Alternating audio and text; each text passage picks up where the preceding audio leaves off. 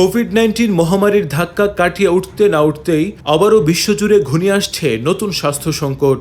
একদিকে আফ্রিকা মহাদেশের উগান্ডা ও কঙ্গোয় থাবা বসিয়েছে মারাত্মক ইবোলা, অন্যদিকে দক্ষিণ আমেরিকায় বিলাসবহুল ক্রুজ শিপ থেকে ছড়িয়ে পড়ছে প্রাণঘাতী হান্টা ভাইরাস।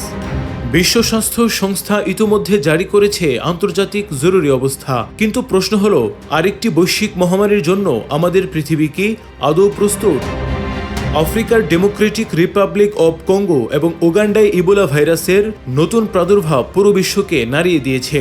পরিস্থিতি এতটাই বেগতিক যে বিশ্ব স্বাস্থ্য সংস্থা একে আন্তর্জাতিক উদ্বেগের একটি জনস্বাস্থ্য জরুরি অবস্থা হিসেবে ঘোষণা করেছে। এর আগে করোনার সময় এমন বৈশ্বিক সতর্কতা দেখা গিয়েছিল। ইবোলা মূলত আক্রান্ত ব্যক্তির শরীরের তরল পদার্থের মাধ্যমে ছড়ায় এবং মৃত্যুর হার অত্যন্ত আশঙ্কাজনক। আফ্রিকার এই দুই দেশ এখন ভাইরাসটি নিয়ন্ত্রণে আপ্রাণ চেষ্টা চালাচ্ছে। আফ্রিকার যখন এই অবস্থা, তখন পৃথিবীর অন্য প্রান্তে দক্ষিণ আমেরিকায় দেখা দিয়েছে ভিন্ন একটি আতঙ্ক। একটি বিলাসবহুল প্রমোদতরী বা ক্রুজ শিপ ভ্রমণের সূত্র ধরে সেখানে ছড়িয়ে পড়েছে হান্টা ভাইরাস। এই ভাইরাসটি মূলত ইঁদুর বা রডেন্ট জাতীয় প্রাণীর মলমূত্র এবং লালা থেকে ছড়ায়। শ্বাসকষ্টের তীব্রতা বাড়িয়ে এটি মানুষের ফুসফুসকে অচল করে দেয়। বেশ কয়েকটি দেশ এখন এই হান্টা ভাইরাসের প্রাদুর্ভাব নিয়ন্ত্রণে রীতিমতো যুদ্ধ করছে। আন্তর্জাতিক ভ্রমণের মাধ্যমে এই ভাইরাস কত দ্রুত ছড়াতে পারে, এই ঘটনা তারই এক বড় প্রমাণ।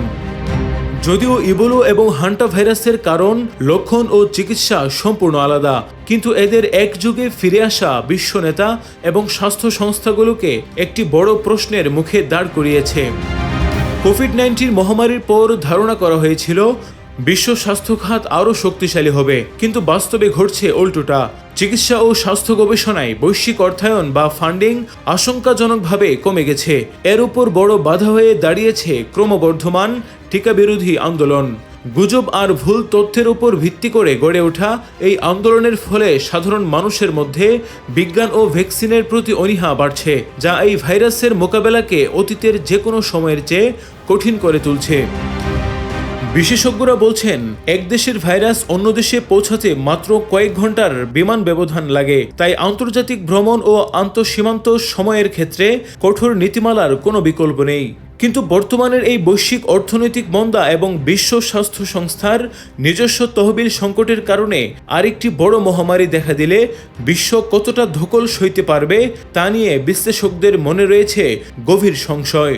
ইতিহাস বলে, মহামারী রুখতে প্রয়োজন সম্মিলিত প্রচেষ্টা, বিজ্ঞান মনস্কতা এবং সঠিক সময়ে সঠিক অর্থায়ন।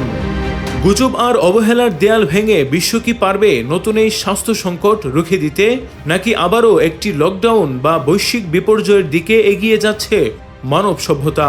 উত্তরটা লুকিয়ে আছে বিশ্ব নেতাদের আগামী দিনের সিদ্ধান্তের উপর। নোমান বিন বশির, নিরপেক্ষ। নিরপেক্ষ, সত্য প্রকাশে আপোষহীন।